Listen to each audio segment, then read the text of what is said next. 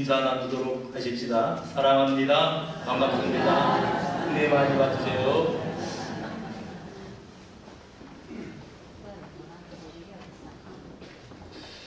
여러분, 신부님 한 분이 이제 이발소에서 머리를 깎고 나오게 됩니다. 그래서 사장님에게 묻습니다. 얼마를 내야 됩니까? 사장님 말이 돈을 안 내셔도 됩니다. 주님을 위해서 봉사했다고 생각하지요. 너무 고마웠습니다. 우리 이발소 사장님이 다음날 출근하다 보니까 이발소 입구에 기도집 하나와 그리고 고맙다고 하는 편지가 하나 놓여 있었습니다. 참 감사를 아는 분이지요. 며칠 후에 이번에는 경찰관 한 분이 찾아왔습니다. 이발을 다 마치고 얼마를 내면 됩니까? 안 내셔도 됩니다. 내가 지역사회를 위해서 봉사했다고 생각하지요. 너무 고마워하면서 돌아갔습니다. 그래서 그 다음날 사장님이 출근을 할 때 보니까 그 입구에 편지를 하나 써놓았고 거기다 이제 이 박스에 도넛 몇 개를 갖다가 놓았습니다. 고맙다는 감사의 인사지요. 며칠 후에는 국회의원 한 분이 와서 이발을 했습니다. 얼마를 낼까요? 그냥 가셔도 됩니다. 국가를 위해서 봉사했다고 생각하지요. 그 다음날 사장님이 이제 이 이발소로 출근을 하다 보니까 벌써 10명이나 되는 국회의원들이 기다리고 있었답니다. 사랑하는 여러분, 감사할 줄 아는 사람이 되시기를 바랍니다. 감사를 표현하시기를 바랍니다. 감사하는 사람이 행복한 사람이고 감사하는 사람이 성령 충만한 사람입니다. 다윗 왕이 올랐습니다. 그리고 그가 주변의 나라들과 전쟁을 하면서 주변을 평안하게 해서 나라가 평안하게 되었습니다. 그리고 자기 궁전을 지었습니다. 얼마나 감사한지 모를 일입니다. 그는 원래 들에서 양을 치던 사람입니다.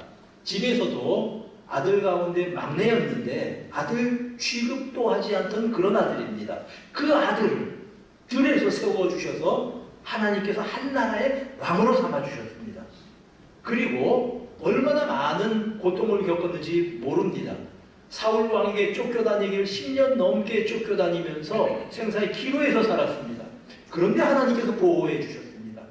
다른 나라들과 전쟁하면서 모압이나 암몬이나 아니면 블레셋과 전쟁터를 누비면서 얼마나 생명의 위협을 당했는지 모릅니다. 근데 그 순간순간마다 하나님께서 지켜주셔서 보호해 주셨습니다. 다윗이 궁전에서 생각할 때 얼마나 감사했는지 모릅니다. 나를 이렇게 세워주신 분은 하나님이시다. 하나님의 은혜다. 그가 감사한 마음을 품고 하루하루로 살아가던 어떤 날 궁궐 밖을 보니까 성막이 있었습니다. 그 성막은 하나님의 언약궤를 안치해두는 그런 텐트입니다. 마음속으로 미안한 생각이 드는 겁니다. 나는 이렇게 백향목으로 지어진 궁궐에서 살고 있는데 우리 하나님의 언약궤는 회막 가운데에 있구나. 천막 가운데에 놓여 있구나. 너무 죄송스러웠습니다. 내가 내 궁궐보다 더 크고 웅장하고 화려한 성전을 지어야 되겠다. 그래서 하나님의 궤를 그 성전에 안치해 놓아야 되겠다.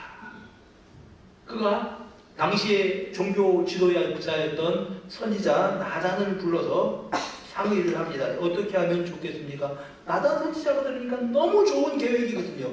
왕이시여 하나님께서 왕과 함께 하십니다. 마음에 있는 대로 그대로 행하시면 될 것 같습니다. 그런데 그날 밤에 나단에게 하나님의 말씀이 임하였습니다. 하나님께서 말씀하시기를 다윗에게 가서 말하라. 너는 내가 거할 집을 건축하지 말아라. 애굽에서 너희들이 나온 때로부터 나는 집에 있지 않고 장막과 장막 가운데에 성막과 성막 가운데 있었느니라. 여러분, 이스라엘 백성들이 광야에서 텐트에서 살았잖아요. 텐트에서 살았는데 그들이 텐트 생활을 할 때 성막을 지어서 그 성막은 언약궤가 있는 텐트입니다. 언약궤 중심으로 움직였습니다. 하나님께서 그 일을 말씀을 하시는 겁니다. 그들은 언약궤를 따라서 광야의 길을 걸어갔습니다. 언약궤를 메고 제사장들이 요단강을 들어갈 때 요단강이 갈라지는 역사가 있었습니다. 언약궤를 메고 그들이 여리고성을 한 번씩 돌 때, 하루에 한 바퀴씩 돌 때 여리고성이 무너지는 일이 있었습니다. 그들의 삶의 중심이었습니다. 근데 하나님께서는 나는 지금까지 회막에 살았다, 성막에 살았다 말씀하시는 겁니다. 그리고 계속 말씀하시기를 어느 사사에게 내가 이제 내 집을 백향목 궁을 지어서 내 집을 삼지 않는다고 책망한 적이 있더냐? 내가 그렇게 집을 지어달라고 하는 적이 있더냐? 그런 일이 없다. 그러니까 다윗 너도 내 집을 지을 생각을 하지 말아라, 이 뜻입니다. 자, 여러분, 하나님께서 생각하실 땐 참 기특한 일이잖아요. 하나님을 사랑하기 때문에 내 집보다 더 웅장하고 화려한 집을 지어서 우리 하나님의 이름을 높여드리겠다, 거기에 언약궤를 두겠다, 얼마나 고마운 일입니까? 그런데 하나님께서 그 집을 짓지 말라고 하시는 겁니다. 몇 가지 이유가 있어요. 성전을 다윗에게 짓지 못하게 하신 이유가 있는데, 첫 번째 이유가 뭐냐 하면 성전을 지어서 그곳에 언약궤를 안 취하면 사람들이 어떻게 생각하냐면 하나님은 성전에만 계신 분으로 생각을 하게 될 가능성이 있습니다. 여러분, 하나님은 어디에나 계신 분이십니다. 언약궤를 메고 하나님께서 제사장들이 가는 그곳에는 하나님께서 임재하시는 곳이었습니다. 그게 언약궤라고 하는 상징물이 의미하는 겁니다. 하나님은 자유로우신 분입니다. 공간을 초월하신 분입니다. 그런데 성전을 지어서 언약궤를 거기 안 취하면 사람들은 하나님은 이 성전에만 계신 분이라고 착각할 가능성이 있다라고 하는 말씀입니다. 예레미야서 23장 24절에 보니까 나는 천지에 충만하지 아니하냐, 이렇게 말씀을 하십니다. 여러분, 에스겔서 1장에 보면 에스겔이 하늘이 열리고 환상을 봅니다. 근데 거기서 오는 환상이 뭐냐 하면 수레를 타고 여호와께서 북쪽에서 오시는 환상입니다. 이스라엘 백성들은 나라가 망해버렸습니다. 성전이 무너져버렸습니다. 그들이 북쪽으로 바벨론으로 포로로 끌려가면서 하나님이 우리를 떠나셨다고 생각을 했습니다. 그런데 하늘이 열리고 에스겔에게 보인 환상은 무엇입니까? 여호와께서는 여전히 천사들의 호위를 받으시면서 수레를 타고 그 바벨론에서도 세상을 통치하고 계시는 분이라고 하는 것을 환상을 통해서 보여주신 것입니다. 여러분, 하나님은 모든 세계를 통치하시는 분이십니다. 어느 한 곳에 그 자리 잡고 고정되어서 거기에만 계신 분이 아니라고 하는 말씀입니다. 시편 139편 9절에 시인이 이렇게 고백을 합니다. 내가 새벽 날개를 치며 바다 끝에 가서 거주할지라도 거기서도 주의 손이 나를 인도하시고 주의 오른손이 나를 붙드실 것입니다. 여러분, 새벽 날개를 펴고 우리가 해변에 가서 바다 끄트머리까지 가서 거기에 숨어 있으려고 해도 거기도 하나님이 계신다는 것입니다. 어디든지 계시는 분입니다. 그러니 성전을 지어서 하나님이 여기에 계신다, 사람들이 생각을 할 때 하나님에 대해서 오해할 가능성이 있습니다. 그래서 성전을 짓지 말라고 하신 거죠. 두 번째 이유가 있습니다. 뭐냐 하면 이들이 성전을 보고, 예루살렘의 성전을 보면서 성전 불패 사상을 가지게 되는 겁니다. 무슨 말인고 하니 이제 이 외적들이 다 쳐들어와도 성전만 있으면 우리는 망하지 않는다. 왜? 성전에 하나님께서 계시니까. 이렇게 이들이 착각하게 될 가능성이 있다는 말입니다. 여러분, 예레미야서를 쭉 읽어보면 예레미야에 대항한 거짓 선지자들이 있습니다. 그들이 하는 말이 무슨 말입니까? 예루살렘은 망하지 않는다. 왜? 성전이 예루살렘에 있기 때문에. 성전이 무너지기 전에는 성전에 하나님이 계시고 그 성전이 무너지기 전에는 우리는 망하지 않는다. 걱정하지 마라. 그러나 예레미야를 통해서 주신 말씀은 그것이 아닙니다. 너희는 망한다. 예루살렘은 함락된다. 그들의 죄악과 우상숭배로 말미암아 하나님께서 그 땅을 심판하기로 결정하셨던 겁니다. 그들은 아무리 죄를 짓고 악한 일을 하고 율법을 어기고 그래도 성전만 있으면 안전하다고 생각을 했습니다. 성전이 우상 대체 역할을 했던 것이지요. 왜 하나님께서 성전을 짓지 말라고 하신 것입니다. 예수님은 뭐라고 말씀하셨냐면 나는 성전보다 큰 자다, 이렇게 말씀을 하셨습니다. 세 번째 이유가 있는데 그건 다윗 개인의 특성 때문에 그렇습니다. 역대상 22장 8절에 하나님께서 이런 말씀을 하셨습니다.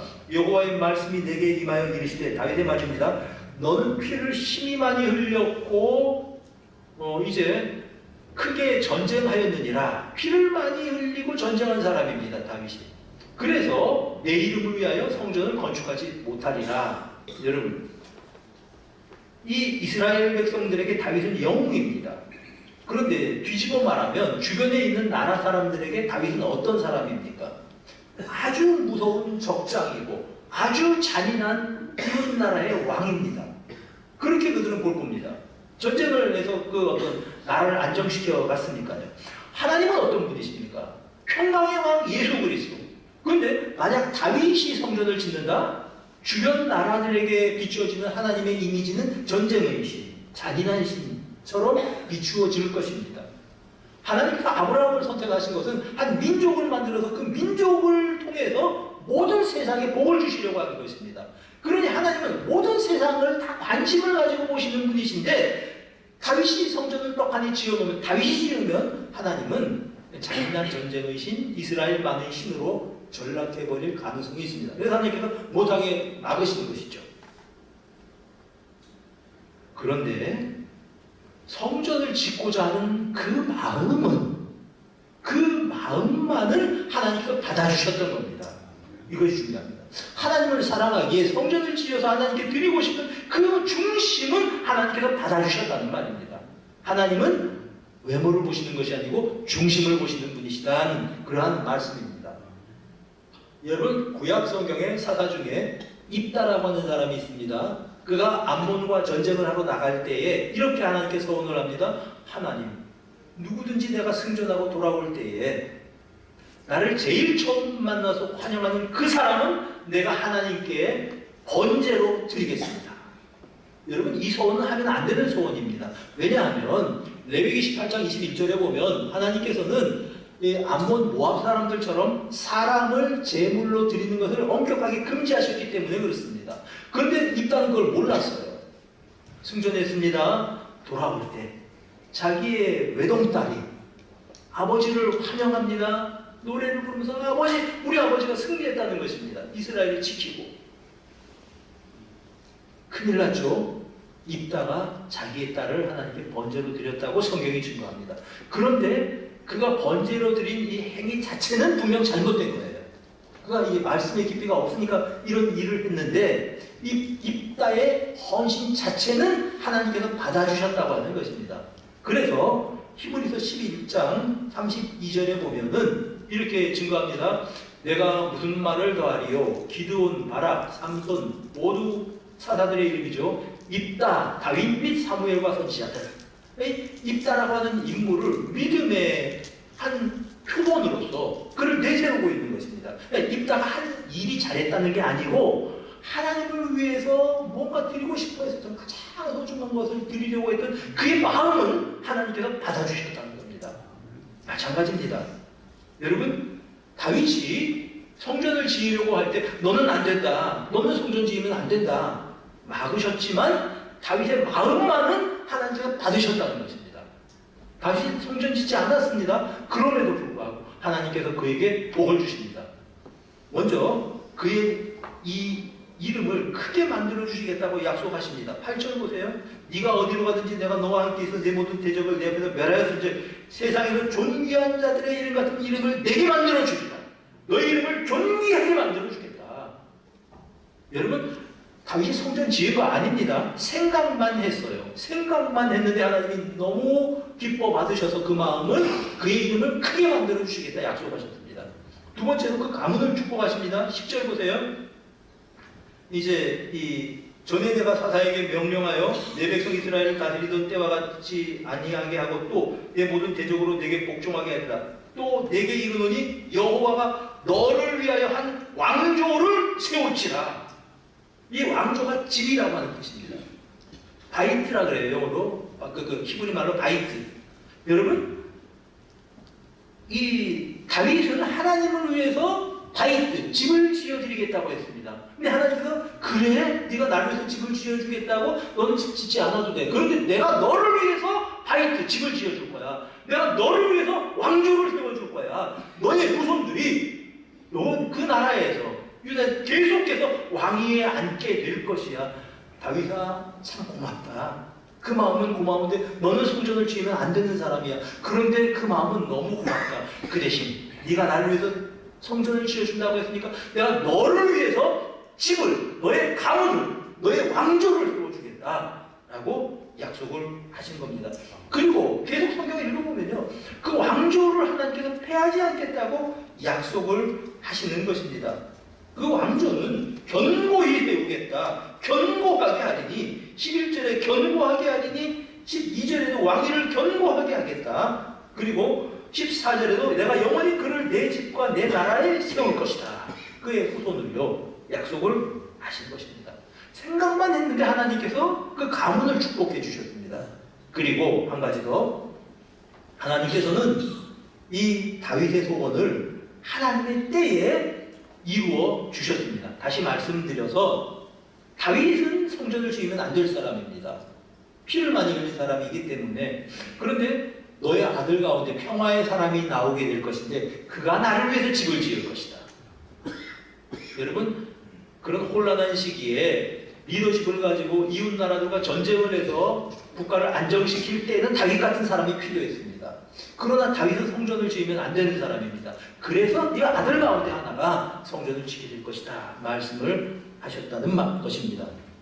자, 여러분 생각해 보세요. 다윗이 성전을 지어 하나님께 드리려고 했습니다. 성전을 짓지도 않았어요. 생각만 해도 그의 마음을 받아주시고 그를 축복해 주시고 그의 가문을 축복해 주시고 또한 그의 소원을 들어 응답을 하셨다는 것입니다. 감사의 마음, 하나님께 향하시는 그 감사의 마음은 하나님께서 받아주셨다는 말씀입니다. 이스라엘 같은 백성들은 열심히 제사를 드렸습니다. 이렇게 생각했습니다. 하나님은 제사를 기뻐 받으신다. 하나님은 제물을 보시고 제물을 기뻐서 받으신다. 그 제물 기뻐하실 것이다. 그런데 하나님은 그렇지 않다고 말씀하십니다. 시편 50편 8절에 이렇게 말씀을 합니다. 나는 네 제물 때문에 너를 책망하지는 아니하리니 네 번제가 항상 내 앞에 있으리로다. 양이고 소고 하나님께 잡아드리면 하나님 참 기뻐하신다고 생각을 했습니다. 아니야, 내가 제물 때문에 기뻐하는 거 아니다. 9절 한번 보세요. 내가 네 집에서 수소나 네 우리에서 수금소를 가져가지 아니하리니, 지금 내가 너의 우리에서 너희 소, 너희 염소 내가 그거 탐이 나서 그거 가져간다고 생각하니 오산이야. 10절 보세요. 이는 삼림의 짐승과 무산의 가축이 다 내 것이다. 그것이 사실 다 내 거 아니냐.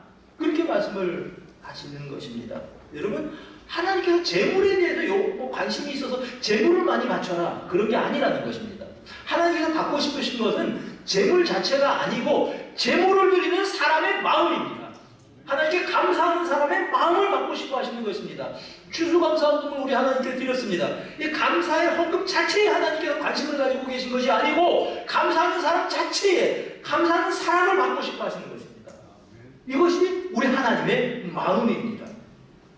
그래서 시편 50편 23절에 이렇게 말씀을 하고 있습니다. 감사로 제사를 드리는 자가, 한번 읽어봅시다. 시작.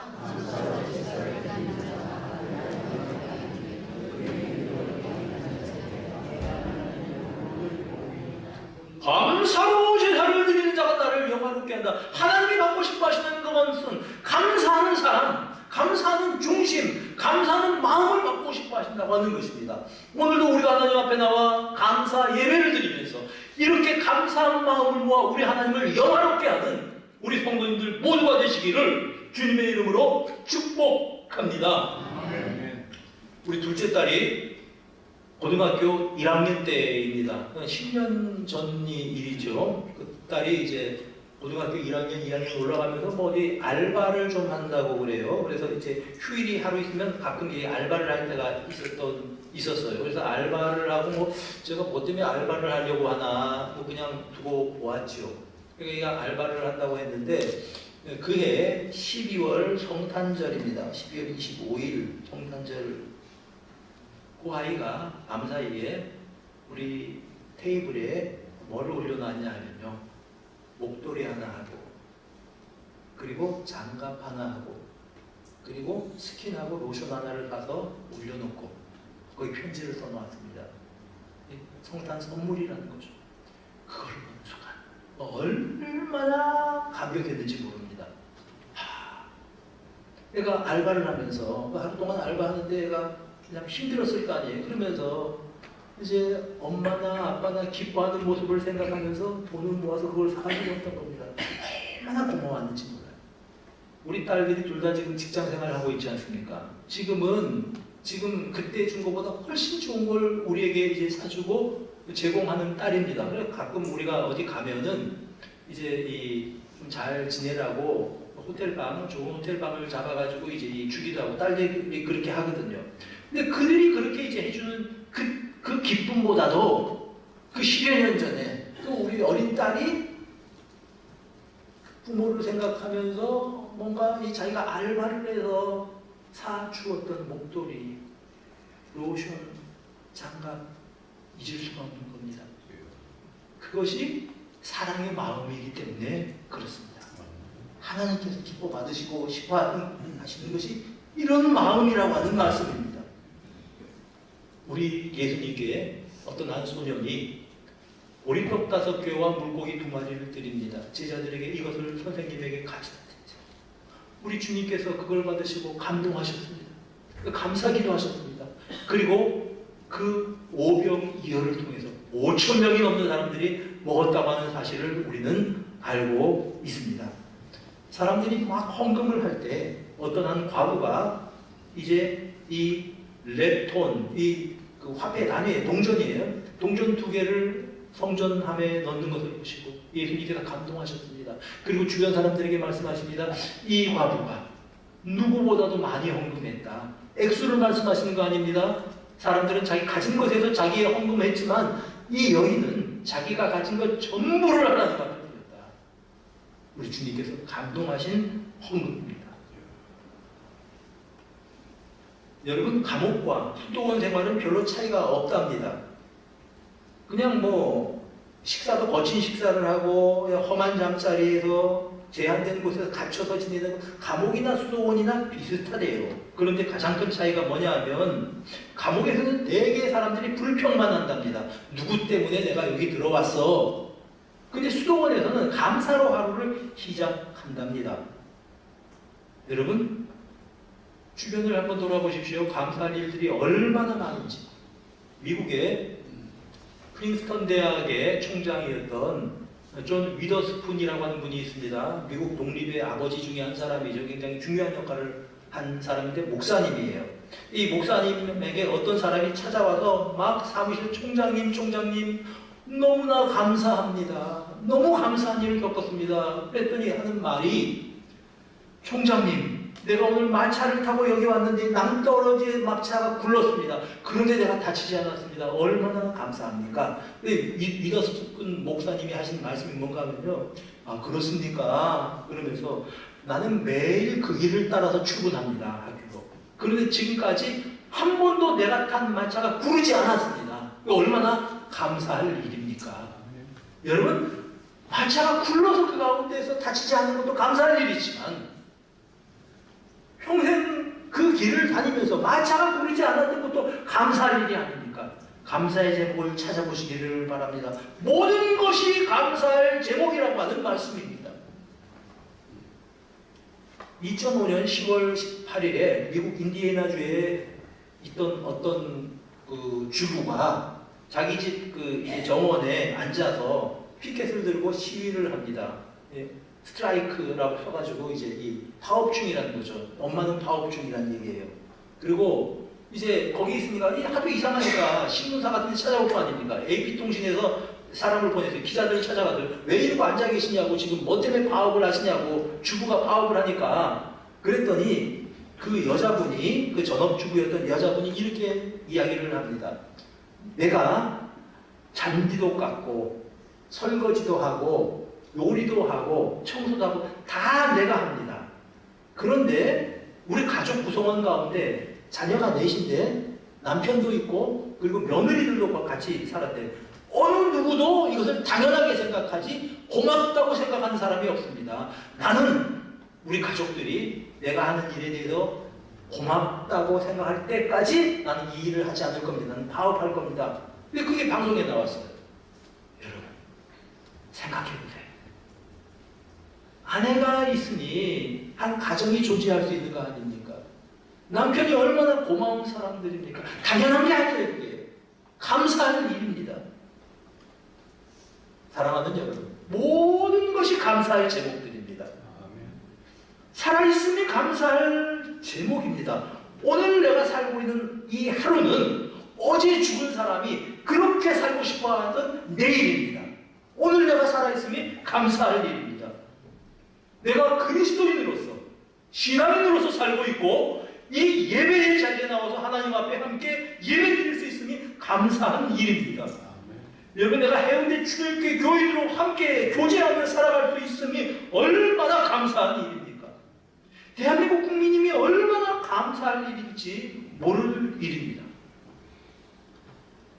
우리 다니엘 기도회 때 정유나라고 하는 어떤 그 탈북인이 그 간증을 했죠. 주일날 저녁에 간증을 했습니다. 그 친구가 그런 이야기를 해요.